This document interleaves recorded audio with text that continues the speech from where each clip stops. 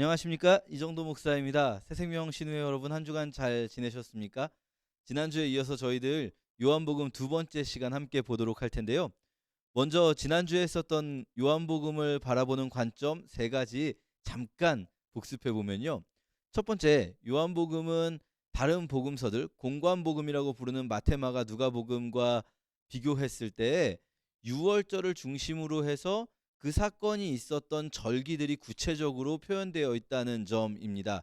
절기뿐 아니라 장소도 구체적으로 제시되는 경우가 있습니다. 베데스다였다, 또 어디였다, 성전에 있는 연복궤 앞이었다, 뭐 이런 식으로 장소가 구체적으로 특정되는 거죠. 이것은 단순히 그 사실이 그때 거기에서 있었다는 것을 알려주는 것을 넘어서서 그 사건의 의미를 해석하는 데 있어서 그 절기의 의미, 그 장소의 의미가 함께 해석되어야 한다는 점을 강조해 준다고 할 수 있습니다. 두 번째 특징, 이것과 연결했을 때 요한복음은 단순히 그 사건 자체를 전달해 주기보다는 그 사건의 배후에 어떤 영적인, 어떤 신앙적인 혹은 신학적인 의미가 있는가를 전달하는데 보다 중요한 초점을 두고 있다라고 말씀드렸죠.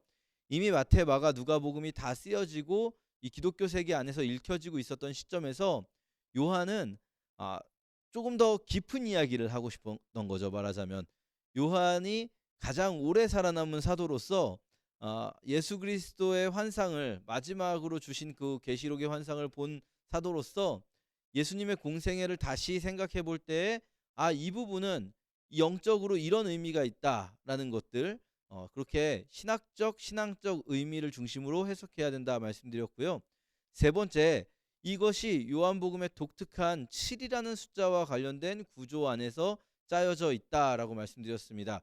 7개의 자기 선언, 나는 뭐뭐이다라는 선언, 또 7개의 표적들, 이 사인들이죠. 어떤 기적을 통해서 뭔가를 보여주고자 하시는 그런 표적들, 그리고 또 7번의 절기 구간들, 꼭 절기만 아니라 이렇게 날짜와 관련된 것으로 연결되어 있는 구간이 7구간으로 나눠져 있을 수 있고, 그 7개의 구간에 각각 이런 식으로 보시는 것처럼 그 기적들과 사건들이 들어가 있다라고 말씀드렸어요. 자, 이제 저희가 오늘은 이 7개의 구간별로 있는 사건들, 그 절기 혹은 그 장소와 연결지어서 어떤 신학적인 의미가 있을 수 있는가 살펴보도록 하겠습니다. 먼저 첫 번째 7일, 뭐 제가 이제 첫 7이라고 이름을 붙여놨는데 사실 이것은 보기에 따라서는 좀 다르게 볼 수도 있지만, 어쨌든 제일 먼저 나온 사건은 성육신이죠. 예수 그리스도께서 이 땅에 말씀이신 그분이 인간의 육신으로 오셨다.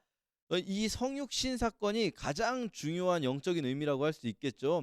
마태복음이나 누가복음에서는 뭐 마리아가 임신을 하고 뭐 어떤 일이 있었고 막 꿈이 있고 뭐 이런 이야기를 하지만, 이런 그때 실제 있었던 사건들보다는 요한이 말하고 싶은 것은 영원하신 하나님이신 그분이 이 땅에 인간의 육신을 입고 오셔서 은혜와 진리가 충만한 그 길을 우리에게 보여주셨다라는 겁니다.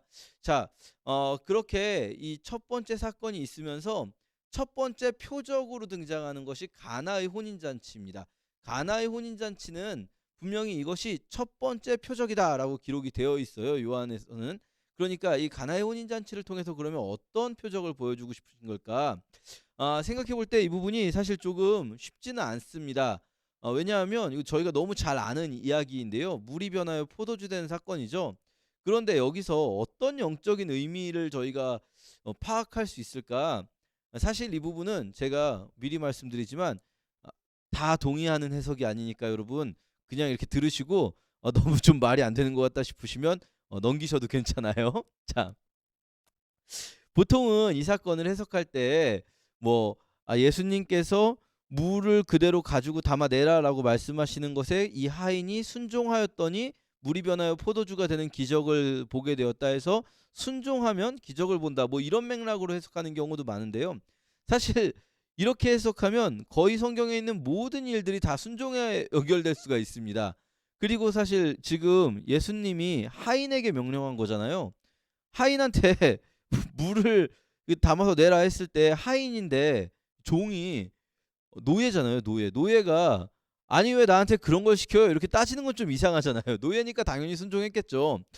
이 본문의 이 맥락에서 그러면 우리가 어떤 것을 해석해낼 수 있을까 좀 고민을 해볼 때 저는 이것이 이제 '성육신과 연관되어서 성육신을 보여주는 사인이다.'라는 생각을 좀 해볼 수 있을 것 같고요.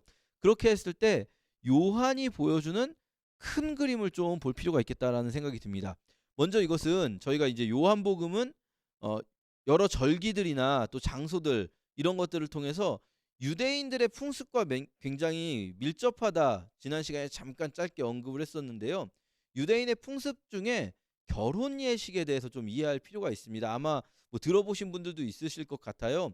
유대인들은 결혼식을 두 번 한다.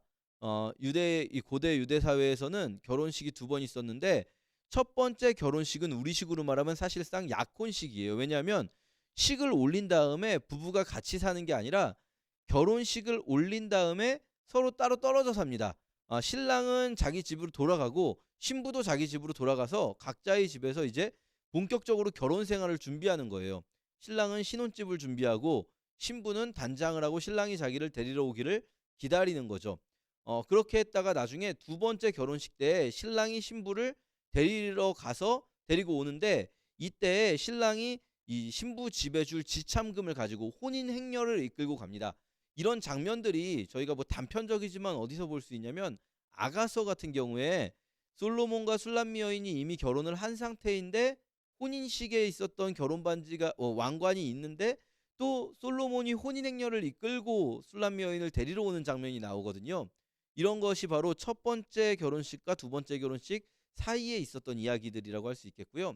마찬가지로 마태복음에 나오는 이 예수님의 출생 사건에서도 요셉과 마리아가 정혼한 사이다. 이것을 저희 성경에는 보통 이제 요즘에 번역되는 성경은 약혼이라고 번역을 하는 경우가 있는데 사실은 결혼한 사이다라고 나와요. 근데 결혼을 했는데 같이 안 살죠.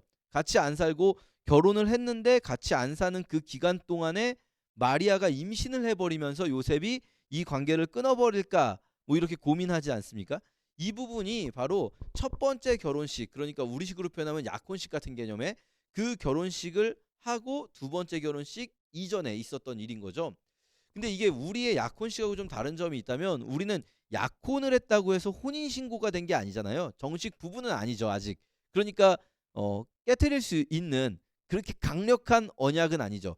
그런데 이스라엘 같은 경우는 첫 번째 결혼식을 하면 말하자면 혼인 신고가 된 거예요. 정식 부부가 된 거예요. 아직 함께 살지는 못하지만 결혼을 한 거다라고 보는 거죠. 자, 그런 두 개의 결혼식의 구조를 봤을 때 우리가 신약 성경에서 이 가나의 혼인잔치 외에 또 하나의 유명한 혼인잔치를 떠올릴 수가 있습니다. 여러분 혹시 성경과 관련해서 혼인잔치 하면 뭐가 떠오르시나요? 여러분이 아마 대부분 알고 계실 찬양이실 텐데 어린 양의 혼인잔치와 이 노래 아십니까? 어린 양의 혼인잔치와 신부가 준비되었네. 계시록 19장을 배경으로 합니다. 계시록 19장에서는요. 이 마지막에 완결 부분에서 이 19장에서 20장, 21장 넘어가면서 어린 양의 혼인잔치 장면이 나오는데 그때 어린 양이신 예수 그리스도, 사실 어린 양은 예수를 의미하는 표현입니다.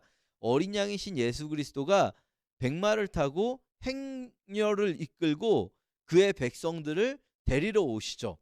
자, 이것을 생각해 볼 때 가나의 혼인잔치와 어린 양의 혼인잔치가 요한이 쓴 두 글에 있다는 걸 저희가 발견할 수 있어요. 요한복음과 요한계시록. 그리고 요한복음의 첫 번째 표적이 가나의 혼인잔치, 요한계시록의 맨 뒷부분에 대단원의 막을 내리는 것이 어린 양의 혼인잔치입니다. 어린 양의 혼인잔치는 혼인 행렬을 이끌고 신부를 데리러 가는 두 번째 결혼식이라면 가나의 혼인잔치는 포도주를 서로 교환하면서 혼인의 언약을 맺는 첫 번째 결혼식이라고 할 수가 있겠죠. 그러니까 이 두 결혼식 사이에 요한은 즉 이 요한복음 이후로 요한계시록 이전에 있는 모든 역사를 포함시키고 있는 거죠. 말하자면 예수 그리스도의 초림부터 처음 오신 시간부터 예수 그리스도의 재림 사이의 기간이 바로 이 두 결혼식 사이에 있다는 거예요. 그러면 두 결혼식 사이에 있는 자들은 어떤 상황이냐면 실제로 신랑이 나를 보호해 주지도 않고 신랑이 벌어다 주는 돈으로 먹고 살지도 못해요. 신랑과 함께 살지는 않아요. 실제로 신랑은 따로 있어요. 그럼에도 불구하고 이미 나는 신랑과 결혼을 한 사람이 되는 거예요. 말하자면 이미 영생을 얻은 사람이에요. 실제로 우리가 그러면 진짜 영생을 얻어서 영원히 안 죽고 막 영원한 삶을 살고 있습니까? 완전한 삶을 살고 있습니까? 사실 그렇진 않거든요. 우리는 신랑이신 예수 그리스도와 지금 함께 있지 않아요. 엄밀히 말하면 예수님은 하늘로 올라가셨죠. 하나님의 보좌 우편에 계시지 않습니까? 그런데 우리는 그 신랑이신 예수 그리스도와 결혼을 했다. 그렇기 때문에 신랑이신 예수 그리스도를 내 남편으로 삼아서 다른 데 눈 돌리지 말고 정절을 지키면서 살아가야 하는 거예요. 예수님이 다시 나를 데리러 올 때까지 말이죠. 자, 그리고 그 어린 양의 혼인 잔치에서 어떤 표현이 나오냐면요. 19장에 그 아내가 예비하는데요. 그 아내는 뭐를 예비하냐면 이 빛나고 깨끗한 세마포를 입어요. 그것이 무엇입니까? 성도의 옳은 행실이에요. 우리가 이 기간 동안에 아까 말씀드렸는데 신랑은 첫 번째 결혼식 이후에 신혼집을 예비하고요. 신부는 단장을 하고 기다립니다. 자, 이렇게 단장을 하고 기다리는 그 단장, 그것이 뭐냐면 우리의 옳은 행실로 단장을 하고 신랑을 기다려야 한다는 거예요. 이게 바로 예수 그리스도의 성육신 사건의 의미, 예수 그리스도의 초림의 가장 중요한 의미가 바로 이제 영생이 시작됐다는 겁니다. 이미 영생을 가지는 사건이 이때부터 시작되었다라는 거죠. 그렇게 저희가 첫 번째 구간을 이해할 수 있을 것 같고요. 두 번째 구간 이제 6월절이죠. 6월절에서 여기 많은 사건들이 있거든요. 니고데모가 찾아오기 전에 니고데모가 왜 찾아오냐면 성전 정화 사건이 먼저 있습니다. 성전을 깨끗게 하신 사건은 사실 마테마가 누가복음에서는 마지막 6월절 예수님 십자가 지시는 그 주간에 있는 걸로 나오는데요. 요한복음에서는 맨 앞부분에 나옵니다. 그럼 이게 왜 이렇게 시간이 어느 정도 차이가 아니라 너무 많이 차이 나잖아요. 이건 아마 이 예수님께서 성전에 가실 때마다 있었던 일일 거예요.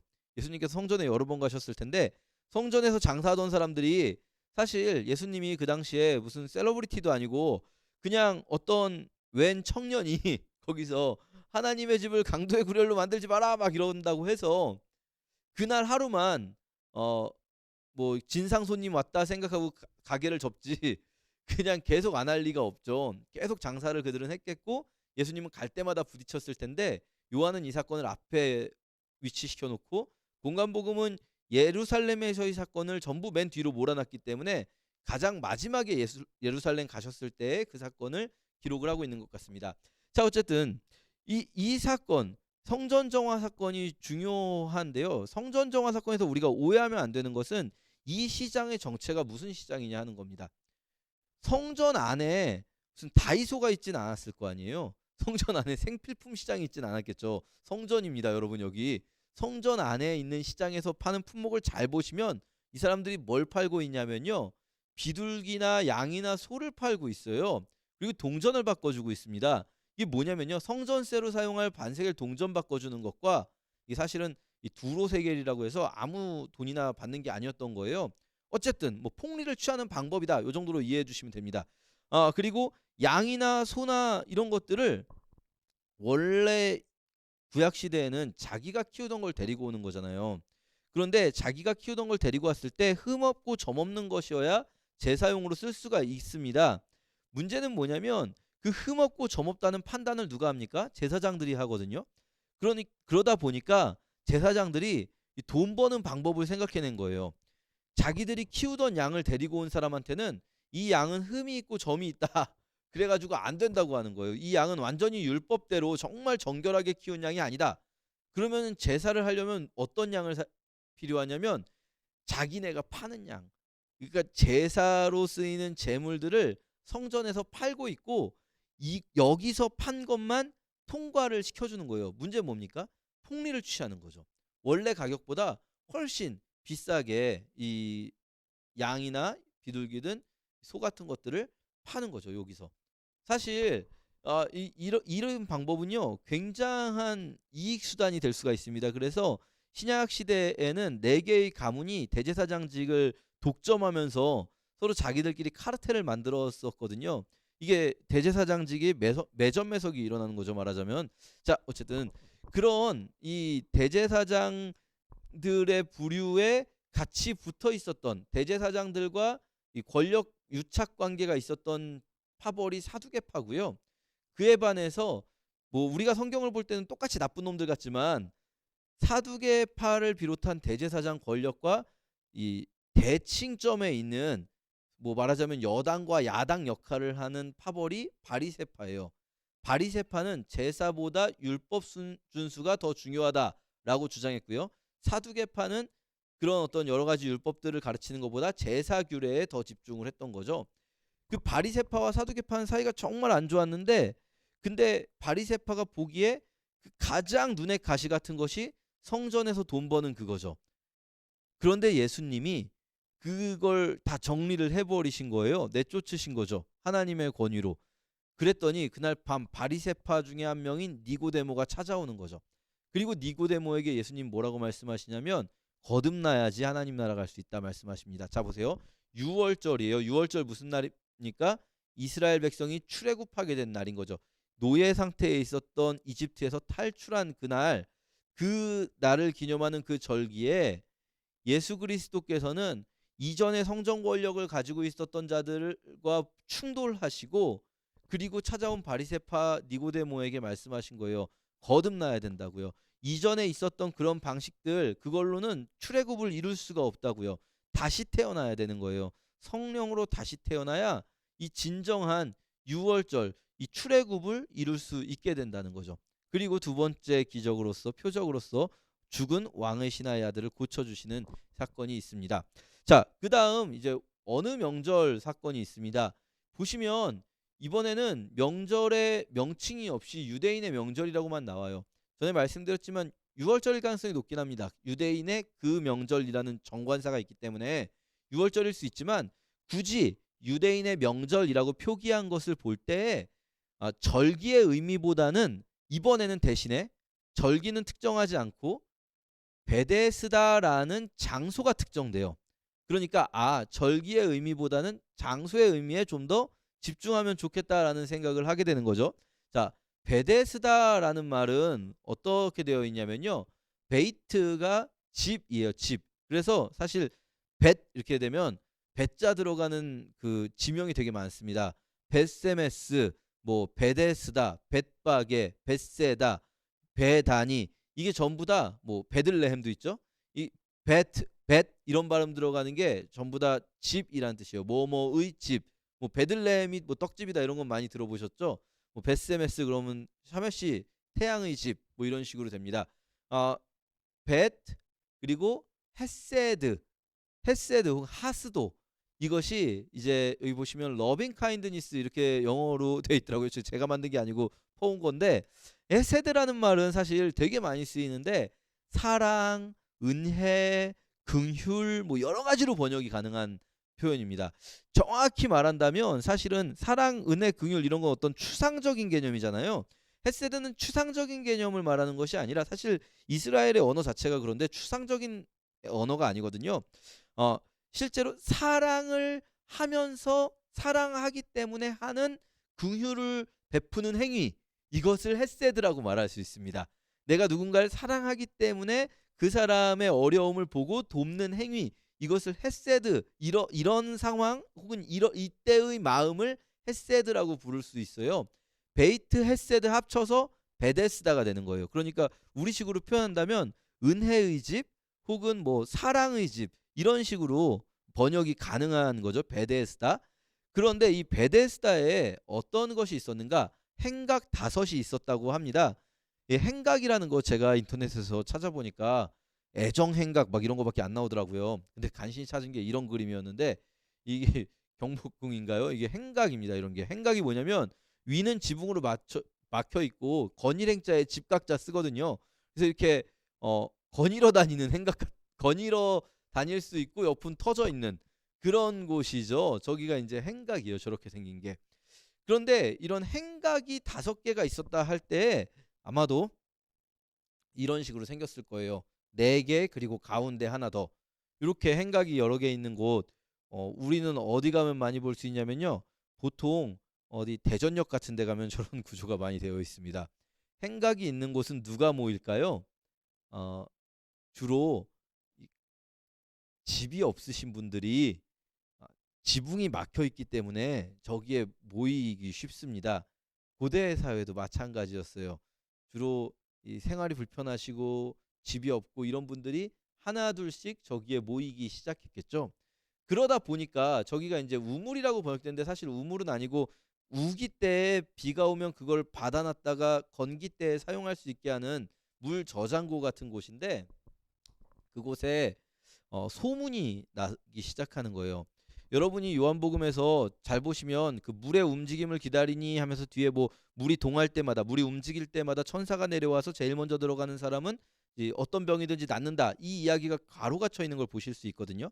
이 성경에서 괄호가 쳐 있는 거 뭐냐면 그 아래 쭉 보시면 각주에 뭐라고 돼 있냐면요. 고대사본에는 괄호 안의 내용은 없음 이렇게 돼 있어요. 무슨 말이냐면 실제로 베데스다에서 물이 움직일 때 제일 먼저 들어가면 치료되고 이런 기적이 있지는 않았었을 거예요. 근데 이제 그런 소문이 있었겠죠. 그런 소문이 있었을 테고 성경의 고대사본 그러니까 원본에는 그 내용이 빠져 있었는데 후대 사람들이 이것을 이해하기 위해서 그때 이런 소문이 있었다라는 것을 첨가해 넣은 거죠. 그래서 성경 원문에 없는 내용을 이렇게 괄호로 원문에는 없지만 이것이 있어야지 좀 더 맥락이 잘 이해가 된다 싶은 것들을 이렇게 괄호로 넣었습니다. 사본에 어느 정도는 지지가 있다. 완전히 막 지지가 없는 것은 아니다. 이렇게 볼 수 있는데요. 자, 어쨌든 그런 소문까지 나니까 여기 물에 1등으로 들어가면은 어떤 병이든 낫는다는 소문까지 나니까 여기에 막 이 질병 온갖 병에 걸리신 분들이 막 다 모여 있는 거예요, 저기에. 그래서 이제 들어가야 되는데 예수님이 거기를 가신 거죠. 그리고 예수님이 어떤 움직이지 못하는 걷지 못하는 사람을 보십니다. 그리고 예수님 물어보시죠. 네가 낫고자 하느냐? 이 질문 되게 이상하죠. 뭘 물어봅니까? 당연히 낫고 싶겠죠. 당연히 낫고 싶을 텐데 뭘 물어보는 거예요. 네가 낫고자 하느냐? 근데 이 사람의 대답이 더 이상합니다. 네가 낫고자 하느냐? 그러면 뭐라고 대답해야 자연스럽습니까? 예, 낫고 싶습니다가 제일 자연스러울 수 있고 또 아니면 사실 저 같으면 이렇게 물어볼 것 같아요. 진짜요? 낫게 해주실 수 있으세요? 어떻게요? 뭐 이런 식으로 물어봤을 것 같아요. 약간 반신반의하면서. 근데 이 사람은 대답은 되게 독특합니다. 네가 낫고자 하느냐 했을 때 물이 움직일 때 나를 못에 넣어주는 사람이 없어. 내가 가는 동안 다른 사람이 먼저 내려갑니다. 라고 말을 합니다. 뭐냐면 원망하고 있는 거예요. 다른 사람들을. 왜냐면 이 사람은 38년 동안 여기서 아무도 자기를 도와주지 않는 거예요. 이 수십 년 동안 얼마나 긴 시간입니까? 그 긴 시간 동안 사실 이게 1등으로 내려가서 물에 들어가면 치료된다는 거는 제일 불리한 게 누구냐면 차라리 이게 눈이 안 보이더라도 한 방향만 무조건 뛸 수는 있잖아요. 근데 걷지 못하는 사람이 제일 불리해요. 걷지 못하는 사람은 갈 수가 없잖아요, 거기를. 문제는 뭐냐면 그럼 또 이제 어떤 분들은 물 앞에 있으면 되잖아요 하지만 말씀드렸듯이 이게 그 천장이 이렇게 가려주는 곳에 있어야죠. 해를 피해야 되기 때문에 그래서 이 행각 안에 이렇게 들어있다가 사람들이 행각 안에 여러분 상상해 보세요. 행각 안에 사람들이 빼곡히 막 이 병자들이 막 있다가 막 신음 소리가 나고 막 이러겠죠. 그러다가 갑자기 물이 움직였다 하면은 막 뛰어가는 거예요. 사람들이 거기로. 근데 이게요. 내가 1등으로 가는 것보다 중요한 게 옛날에 그런 그 뭐죠? 그 무한도전 추격전 같은 데 보면 내가 1등으로 가는 것보다 중요한 게 남들 못 가게 막는 거죠. 그렇게 난리가 나는 거예요. 거기서 막 집어내고 막 끄집어내고 다리 걸고 막 앞으로 가려고 하고 근데 아무도 안진뱅이를 도와주지 않아요. 이 사람은 수십 년 동안 여기서 어 계속 누가 좀 나 좀 도와주면 안 되겠나. 근데 왜냐 이 사람은 그럼 왜 그걸 바라느냐. 여기 이름이 뭐냐면 은혜의 집이에요. 은혜의 집, 사랑의 집, 베데스다. 여기 오면 굉장히 은혜로운 일이 있을 것 같지 않습니까? 굉장히 누군가 나를 사랑해서 나를 도와줄 것 같지 않습니까? 그래서 이 사람은 여기서 은혜를 기다리는 거예요. 누군가 나에게 은혜를 베풀어주고 사랑을 베풀어주기를. 근데요 여기는 이름은 은혜의 집, 사랑의 집인데 실제로는요 완전 정글이에요. 정글. 막 서로 막 먼저 가겠다고 난리가 나는 거죠. 가짜 베데스다예요 여기는. 그리고 여기서 사람들을 그렇게 움직이는 경쟁하게 만드는 동력은 뭐냐면 이거예요. 1등 해라. 1등에게만 은혜를 주겠다. 네 믿음을 보여봐라. 네가 어느 정도 믿음이 있는지 한번 보여봐라. 네가 믿음이 제일 좋은 걸 입증하면 너에게 은혜를 주겠다. 근데 예수님은요 그렇게 안 하세요. 예수님 뭐라고 하십니까? 그냥 일어나 걸어라 하시는 거예요. 네 자리를 갖고 가라 하시는 거죠. 이게 지금 가짜 은혜와 진짜 은혜가 대조되는 거예요. 진짜 은혜는 뭐냐면 예수 그리스도의 은혜는 뭐냐면 어떤 신앙적인 열심으로 종교적인 열심으로 1등 해봐라 하지 않아요. 놀라운 건 뭐냐면 사실은 교회 안에서도 그런 경우가 참 많습니다. 더 열심을 내봐야지. 더 열심히 해봐야지. 뭔가 자기 믿음을 보여줘 봐야지. 그래야지 하나님도 은혜 주시지. 그건 이 베데스다 가짜 베데스다예요. 이거는. 근데 이 가짜 베데스다 사건이 어디와 연결되는가? 바로 이어서 이 사람이 사실은 그냥 가도 되는데 예수님이 시켰어요. 뭐라고 시켰냐면 자리를 가지고 걸어가라. 이 사람이 자리를 들고 걸어가는데 그날이 하필 안식일이었어요. 문제는 뭐냐면 안식일에 물건을 들고 걸어가면 안 되는 거예요. 일을 하는 거잖아요. 사람들이 따집니다. 당신 왜 일을 하고 있습니까? 이 사람이 당황했어요. 거기까지는 생각을 못했는데. 그래서 하는 소리가 저를 고쳐주신 분이 이거 들고 가라고 해서 들고 가는 건데요? 라고 말을 합니다. 이러면서 예수님과 유대인들이 본격적으로 충돌하기 시작합니다. 예수님이 바리새파 사람들과 본격적으로 충돌하기 시작하는데요. 그러면 이 베데스다 사건에서 보여주고 싶은 이 가짜 은혜의 집은 누구를 말하는 거겠습니까? 그 전까지의 유대교, 그 전까지 사실은 우리는 이 성경 안에서는 유대교를 이야기할 수 있지만 좀 더 확대해 본다면 이전까지의 모든 종교 체계가 다 마찬가지예요. 종교 체계라는 것들이 다 그런 식이거든요. 네 믿음을 보여봐라. 너에게 은혜를 주겠다. 네가 얼마나 믿음 좋은지 한번 보여봐라. 재물을 많이 가지고 와봐라. 헌신해봐라. 시간을 들여봐라. 그러면 너에게 은혜를 주겠다. 이건 다 가짜라는 거예요. 이게 이제 이 베데스다 사건에서 보여지고 그러면서 예수님을 죽이려고 사람들이 마음을 먹기 시작하는 거죠. 그 다음에 유월절이 있습니다. 이 유월절에 또 오병이어 사건이 일어나는데요. 오병이어 사건은 지난 시간에 잠깐 말씀드렸으니까 짧게 넘어가도록 하겠습니다. 공관복음에서도 오병이어 사건이 나오지만 거기서는 5천 명을 먹이신 사건 자체에 집중한다면 요한복음은 오병이어 사건과 함께 뭘 보여주냐면요. 오병이어 사건이 빈들에서 있었다는 것 그리고 그때가 유월절이었다는 것을 보여줍니다. 유월절 그리고 빈들 광야 유월절을 지난 유대 백성들이 광야로 나아갔을 때 만나가 내렸습니다. 그리고 만나가 내리기 전에 그들은 먼저 바다를 건넜죠.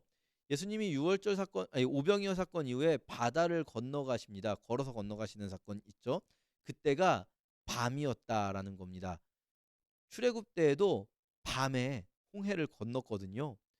자, 그리고 나서 예수님께서 이 바다를 건너가신 후에 설교를 하시는데 그 설교에서 예수님이 뭐라고 선언하시냐면요. 나는 생명의 떡이다라고 선언하십니다. 이 오병이어 사건의 영적인 의미는 무엇입니까? 생명의 떡이신 예수님을 먹는 거죠. 우리는 세상의 생명을 위한 예수 그리스도의 살을 먹으면서 우리의 영생을 얻는 자들이라는 겁니다. 이스라엘 백성들이 유월절 이후에 출애굽해서 바다 건너고 만나를 먹었으나 그러나 그것은 그들에게 영원한 삶을 주지 못했지만 이제 예수 그리스도는 진정한 출애굽, 진정한 유월절을 이루신다는 거예요. 자, 그리고 초막절에 생수해강 사건, 이 생수해강 설교가 있습니다. 초막절에는 사실 이 비가 오기를 기도하는 기간이거든요. 그 초막절 기간의 마지막 날 생수해강 설교는 사실 그때 사람들이 딱 바라는 비가 오기를 바라며 물을 이렇게 나르는 그 행사 그것과 연결해서 보았을 때 예수님이 내가 너희가 기다리는 그 물이다라고 말씀을 하시는 것이다라고 말할 수가 있겠죠. 수전절 사건이 있습니다. 수전절 같은 경우는 사실은 저희가 잘 모르는 절기예요. 왜냐하면 구약에 나오지 않는 절기입니다. 초막절, 유월절 이런 거 다 구약에 나오는 절기인데 수전절은 구약에는 없는 절기거든요. 언제 생겼냐면 구약과 신약 사이, 흔히 신구약 중간기라고 부르는 기간에 생긴 절기입니다. 이때 이스라엘 백성들이 시리아 쪽에 있었던 왕조에 의해서 지배를 당하고 있었거든요. 그때 그 안티오쿠스 에피파네스 4세라는 안티오쿠스 4세 별명이 에피파네스인데요. 안티오쿠스 에피파네스라는 이 왕에 의해서 셀류코스 왕조의 이 왕에 의해서 어, 이 예루살렘 성전이 더럽혀지게 돼요. 그 날이 아달월 25일이었습니다. 그들의 달력 12월, 저희 달력 12월 말고요.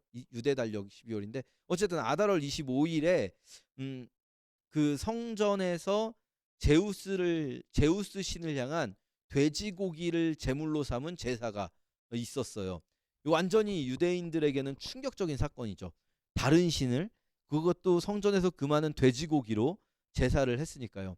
그때부터 이제 독립운동이 시작됩니다. 이걸 마카비 독립전쟁 뭐 이렇게 흔히 말하는데 딱 3년 후에 같은 아달월 25일에 예루살렘을 수복하고 성전을 정화합니다.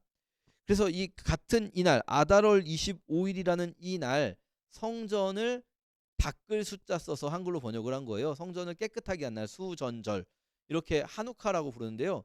유대인들은 지금도 하누카를 가장 중요한 절기 중에 하나로 지키고 있습니다. 우리로 따지면 독립기념일 같은 광복절 같은 개념이겠죠. 자, 어쨌든 수전절은 두 가지 의미가 있다고 할 수 있어요. 성전이 더러워진 날, 슬픈 날, 그리고 성전이 깨끗해진 날, 좋은 날, 축제. 자, 그러면 이 사건, 이날 있었던 사건은 좋은 느낌일까, 안 좋은 느낌일까 볼 때 옆에 수전절이 이르니 때는 겨울이라 이렇게 돼 있어요. 사실 여러분 겨울이라고 하면 안 돼요. 왜냐면 이스라엘 겨울 없어요. 우기다고 해야죠. 우기. 예, 우기입니다. 우기. 비가 막 내리는 거죠. 근데 예수님이 성전 안 솔로몬 행각에서 다니셨죠. 솔로몬 행각. 자, 성전의 네 벽이 다 행각으로 이루어져 있는데 행각 아까 이렇게 생겼다 말씀드렸죠. 우기니까 이 행각을 거닐고 있으면 뭐가 보일까요? 비가 추적추적 내리겠죠. 자, 요런 분위기. 저 행각을 거닐고 옆에는 비가 추적추적 내리는 그런 분위기 속에서 예수님이 유대인들과 강렬하게 충돌하십니다. 왜냐면 여기서 예수님이 나와 아버지는 하나이니라라는 엄청난 선언을 하시거든요. 자, 이 솔로몬 행각이라는 장소가 중요해요. 솔로몬 행각이 어디냐면요. 성전에는 지금 저게 이제 통곡의 벽, 저기가 이제 성전에 유일하게 남아 있는 부분이죠. 지금 현대의 모습입니다. 자, 통곡의 벽이 성전의 안쪽일까요, 바깥쪽일까요? 저게 바깥쪽이에요. 저게 바깥에서 안쪽을 바라보는 거예요. 왜냐면 안에 못 들어가거든요. 그러니까 바깥에서 통곡하고 있는 거예요. 안에 왜 못 들어가냐면 저 안쪽에는 그 유명한 황금돔 사원이 있습니다. 지금 저 아래 부분 여기 바로 있는 부분이 통곡의 벽 부분이에요. 여기 요 부분 그쵸? 이 통곡의 벽이고 굉장히 커요 사원이 그쵸? 이 거대한 황금돔 사원이 솔로몬 성전의 터 위에 있는 거예요. 그러니까 솔로몬 성전이 어마어마하게 솔로몬 성전이 아니죠. 헤롯 성전이죠. 죄송합니다. 헤롯 성전이 어마어마하게 컸다는 것을 저희가 알 수 있는 거죠. 저 한 부분만 남아 있는데도 엄청나게 큽니다. 자, 그러면 이 헤롯 성전 이게 이제 보건도예요. 엄청나게 거대한 성전인데 여기서 네 개의 그 벽들이 말하자면 외벽이 전부 담이 행각 형태로 되어 있는 건데 이 네 개 중에 솔로몬 행각이 어디냐면 지금 여러분 보시기에 제일 위쪽에 있는 부분 저희가 솔로몬 행각입니다. 제일 위쪽에 있는 솔로몬 행각의 특징이 무엇일까? 잘 보면요. 이거 이제 지금 현대의 지도죠. 관광 지도입니다. 자, 여기서 저희가 솔로몬 행각이 요 요쪽 부분이거든요. 제일 이 기드론 골짜기에 접해 있는 이 부분. 이 부분의 특징이 뭘까요? 솔로몬 행각 벽 쪽의 특징이 여기는 성벽하고 붙어 있어요. 그렇죠? 여기 옆에 바로 뭐가 있냐면 기드론 골짜기라는 게 있어요. 그래가지고 여기는 이 아래로 경사가 져 있기 때문에 뒤로 확장할 수가 없습니다. 자, 무슨 말씀 드리려고 하냐면요. 솔로몬 행각의 특징이 뭐냐면 아, 헤롯이 성전을 확장 공사를 했어요. 엄청나게 넓혔습니다. 성전을. 그러면서 그 전에 있었던 스룹바벨 때 만든 성전을 다 크게 확장하면서 성전의 담이 옆으로 다 넘어가서 다 새로 지은 행각들이 되는 거죠. 그런데 딱 한 군데 행각만 원래 위치 그대로예요. 솔로몬 행각.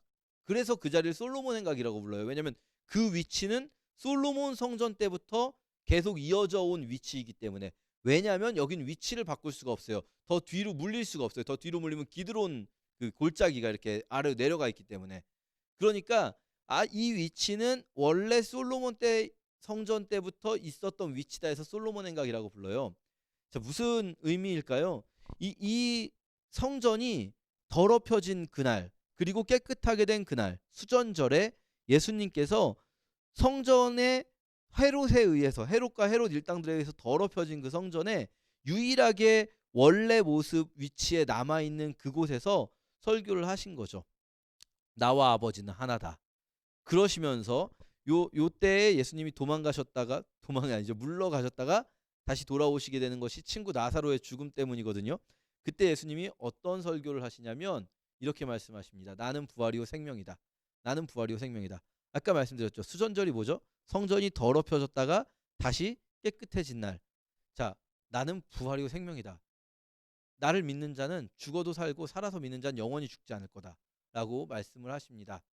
물론 여러분 오해하시면 안 돼요. 살아서 믿는 자 영원히 죽지 않는다는 표현이 진짜로 우리가 막 천년만년 안 죽고 산다는 말은 아니에요. 왜냐면 6장 54절 보시면 마지막 날에 그를 다시 살리리니 하셨잖아요. 그러니까 영생을 가졌다는 말이 여기서 안 죽고 영원히 산다는 말은 아니에요. 죽으나 부활한다는 말이라고 할 수 있겠죠. 그리고 또 이 영생이라는 것, 요한이 말하는 영생이라는 것은 단순히 시간상으로 영원함을 의미한다기보다는 완벽한 삶, 온전한 삶을 의미한다. 뭐 이런 정도로 이해하시면 더 좋겠다 생각됩니다. 자, 마지막 7일 이제 예루살렘에 입성하시고 십자가와 부활 사건이 있는데요. 이 마지막 7일이 유월절 기간입니다. 그리고 이 유월절과 관련해서 가장 중요한, 그 전에도 유월절 나오지만 이날 유월절의 가장 중요한 의미가 밝혀지는 거죠. 지난 시간에 이미 말씀드렸기 때문에 눈치채셨을 것 같아요. 예수님을 뭐라고 부릅니까? 하나님의 어린 양, 유월절 어린 양. 예수 그리스도의 십자가 사건은 무엇을 보여줍니까? 유월절 어린 양의 죽음인 거죠. 자, 예수님께서 다 이루었다라는 말씀 십자가 위에서 하세요.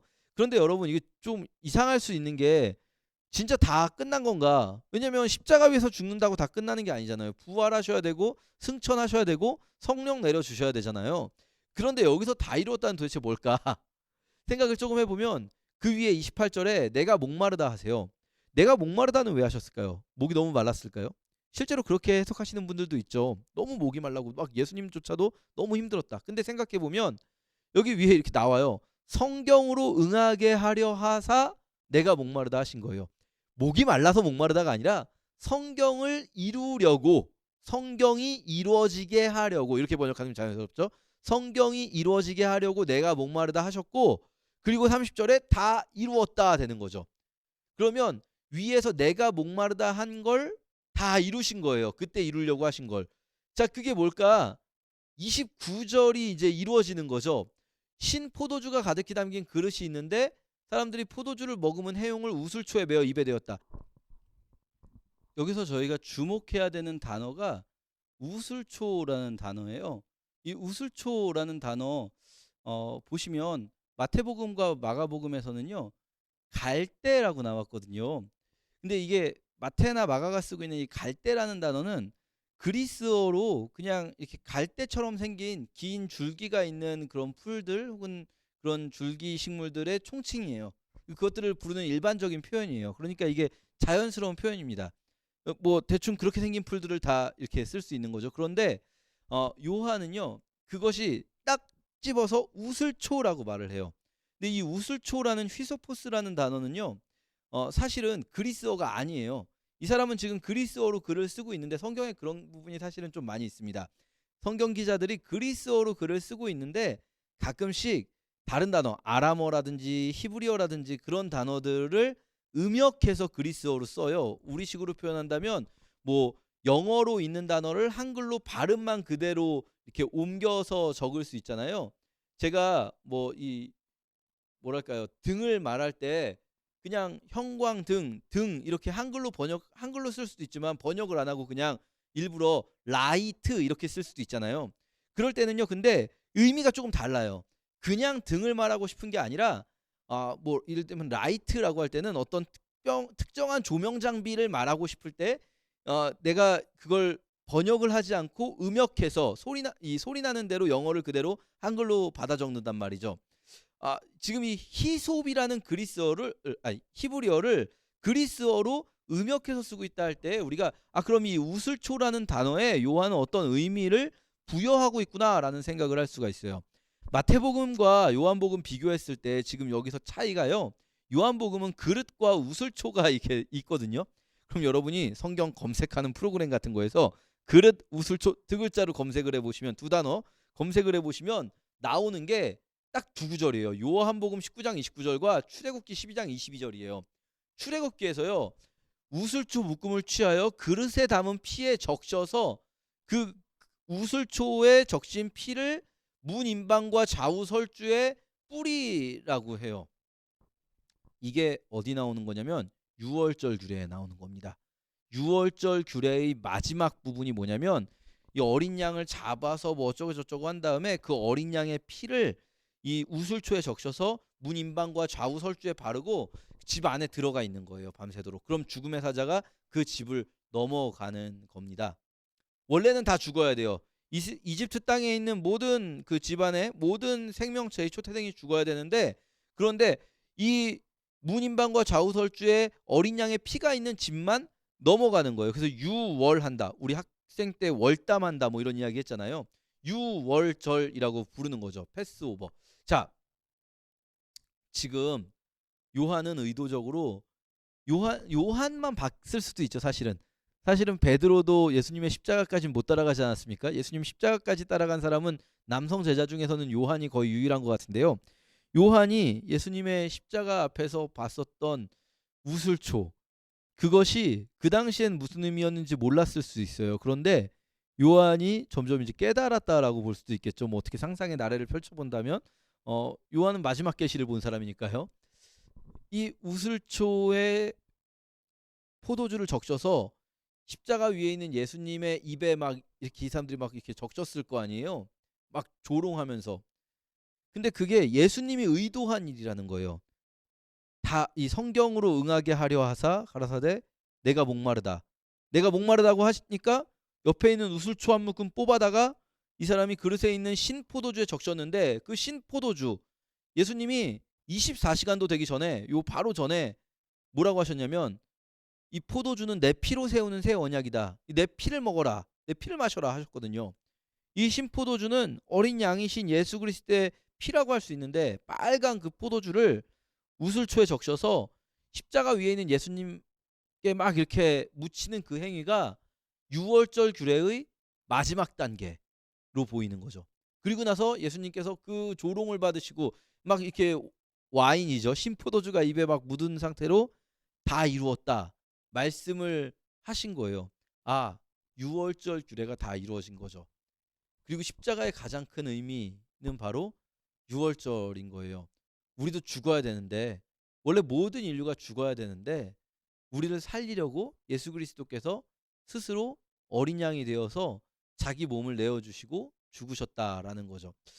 사실 우리는 이미 이것을 뭐랄까요, 다 배우시고 교리화시켜서 많이 이미 알고 있는 상태에서 들으니까 별로 그렇게 대단하지 않은 이야기처럼 들릴 수도 있지만, 예수 그리스도의 생애를 차근차근 저희가 되짚어가면서 요한복음을 통해 읽으면서 정말로 이 길이, 유월절 어린 양이 되시는 이 길이 얼마나 예수님에게 큰 고난과 고통의 길이었는가. 그럼에도 불구하고 그분이 이 유월절 어린 양처럼 담담히 그 길을 걸어가셨다. 우리를 위해서. 그 은혜를 저희가 잊지 않았으면 좋겠습니다. 마지막으로 요한이 뭘 하고 싶은 것일까? 좀 그냥 이건 제 나름대로의 상상입니다. 제 그냥 상상이니까 무시하셔도 돼요. 저는 요한복음과 요한계시록을 보면서 요한이 의도적으로 창세기를 다시 쓰고 있다라는 생각이 들었어요. 창세기 1장에서 3장까지가 어디냐면요, 하나님께서 가장 아름다운 세상을 만드셨는데 3장에 가서 그 가장 아름다운 세상이 타락하고 변질되거든요. 바꿔 말하면 창세기 3장에서 타락하고 변질되는 선악과 사건이 없었다면, 그러면 이 뒤에 성경의 뒤에 모든 부분은 다 필요가 없어져요. 사실은 그냥 그대로 행복하게 오래오래 영원히 살았습니다 이러면 되거든요. 그러면 요한이 지금 뭘 하고 있는가 잘 생각해 볼 때, 요한복음 1장 1절이 태초에 말씀이 계시니라 이렇게 시작합니다. 이 문장은요, 의도적으로 보이죠. 거의 창세기 1장 1절의 오마주입니다. 태초에 하나님이 천지를 창조하시니라. 태초에 말씀이 계시니라. 그 말씀이 하나님과 함께 계셨으니 그 말씀이고 하나님이시고 지어진 것이 그가 없이는 된 것이 하나도 없었다. 이런 표현들이 태초에 하나님이 천지를 창조하신 이야기를 하고 있는 거거든요. 그리고 요한복음에서 마지막 부분에 예수님께서 저희를 향하사 숨을 내쉬면서 말씀을 하세요. 숨을 내쉬면서. 근데 여기서 말하는 숨을 내쉬며라는 저 단어, 예수님이 갑자기 한숨을 쉬셨을까요? 그들을 보시면서 하면서 성령을 받으라 이러셨을까요? 재밌는 건 저 숨을 내쉬며라는 저 그리스어가요, 흔치 않은 단어를 쓰고 있어요. 저기서도 그리스어지만 흔치 않은 단어인데, 저 단어가 성경 전체에서 요한복음 20장 외에 어디에 쓰인 단어냐면 구약 성경 히브리어 성경의 그리스어 역본이라고 할 수 있는 그리스어 구약 성경 70인역이라고 하는데요. 거기에서 여기에 쓰이는 단어입니다.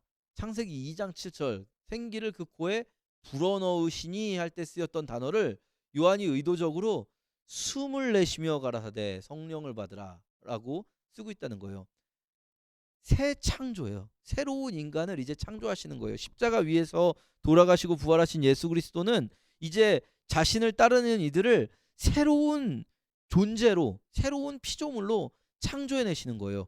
마치 하나님이 아담에게 하셨던 것처럼 숨을 불어넣으시면서 살아있는 존재로 만드시는 거죠. 그리고 창세기에서요 3장에 가서 왜 에덴 동산에서 쫓겨나냐면요, 여러분 많은 분들이 이제 선악과 먹고 징벌 때문에 쫓겨났다라고 오해하시는데 그렇지 않아요. 선악과 먹은 것에 대한 징계는 땅이 가시덤불과 엉겅퀴를 내는 것, 그리고 해산의 고통을 더하는 것, 이런 것으로 징계를 다 받았고, 그 징계에 대한 용서의 표시로 가죽옷을 지어 입히셨어요. 그러니까 이미 징계와 용서가 다 지나갔어요. 그런데 에덴 동산에 살지 못하는 이유는 뭐냐면, 에덴 동산에는 선악을 알게 하는 나무도 있고 생명을 주는 나무도 있었어요. 생명나무. 문제는 뭐냐면 아담이 먹은 선악과라는 건 우리는 선악과라고 말하는데 선악을 알게 한다라는 뜻, 혹은 선악을 스스로 알게 하는 거예요. 선악을 스스로 판단한다는 거예요. 무슨 말이냐? 이전까지는 선악의 기준이 누구에게 있었습니까? 아담에게 있지 않았어요. 아담은 스스로 선악을 판단하지 못했어요. 하나님의 기준이 아담의 기준이었어요. 선악을 알게 하는 나무를 먹으면서 아담에게 생긴 건 뭐냐면 내가 스스로 선악을 아는 거예요. 내가 생각하는 선악과 하나님이 말하는 선악이 다를 수 있게 된 거죠. 그런 상황에서 얘가 생명나무까지 먹어버리면, 죽지 않는 존재가 돼버리면, 쉽게 말하면 뭐랄까요, 통제 불가능한 또 다른 이 존재가 탄생해버리지 않겠습니까? 뭐 이것은 뭐 좀 상상력을 발휘한다고 할 수 있는 건데요. 그런데 그래서 이제 생명나무 때문에 에덴 동산에서 쫓겨나는 거예요. 그리고 생명나무로 가는 길을 이 두루 도는 불칼들과 그 그룹들이 지키게 되는 거죠. 생명나무를 못 먹게 하려고 하는 거예요. 그 성경의 마지막이라고 할 수 있는 계시록에서, 요한계시록에서 이 모든 그 고난과 핍박과 순교를 이겨낸 자들에게 주어지는 게 뭐냐면요, 그들이, 요한계시록 22장이 마지막 장입니다. 그들이 생명나무에 나아가게 되는 거예요. 그들이. 그러니까요, 요한이 지금 요한복음과 요한계시록을 통해서 하고 있는 건 뭐냐면 새로운 창조예요. 새 하늘과 새 땅이 생길 거고요. 그리고 그곳에서 새로운 존재, 새로운 인간인 우리들이 영원히 주님과 함께 생명나무에 나아가 살게 될 것이에요. 이런 요한의 거대한 그림 속에서 저희가 요한복음을 읽을 때, 우리가 지금 뭐랄까요, 요한은 사실 굉장히 그 어려운 상황 속에서 글을 쓴 사람이거든요. 뭐 계시록 할 때 말씀드리겠지만 뭐 수많은 순교가 이루어지고 있는 상황 속에서 이 지금 현실의 어려움을 보지 말고 정말 큰 그림을 보게 해주는 거예요. 하나님의 그 위대하신 큰 그림. 그리고 그 속에서 우리가 지금 이 순간을 이겨낼 때 우리에게 그 영원한 새하늘과 새 땅과 그곳에서의 생명나무가 우리에게 주어질 것이라는 것. 그러니까 지금 이 순간을 그리스도의 신부로서 자신을 정결하게 지켜가면서 살아내야 한다는 거죠. 우리가 이런 생각하면서 요한복음을 같이 읽었으면 좋겠습니다. 아, 오늘도 시간이 엄청나게 오바되었네요. 죄송합니다. 매번 죄송스러운 마음은 한량 없는 시간인데요. 예, 제가 기도하고 마치겠습니다. 하나님, 저희 새생명신의 여러분들 축복합니다. 이 영상을 보시는 분들 주님께서 은혜 주셔서 성경을 읽을 수 있는 마음 주시고, 성경을 읽을 때마다 하나님께서 깨닫게 하시고, 또 깨달아진 말씀들 순종하며 살아갈 수 있게 도와주세요. 또 우리 신우회를 통해서 하나님의 일들이 정말로 주님께서 원하시는 생명 살리는 일들이 일어나기를 원합니다. 주님, 그렇게 이 신우회원 한 명 한 명을, 그들의 삶을 사용해 주세요. 감사하며 예수님의 이름으로 기도합니다. 아멘. 감사합니다.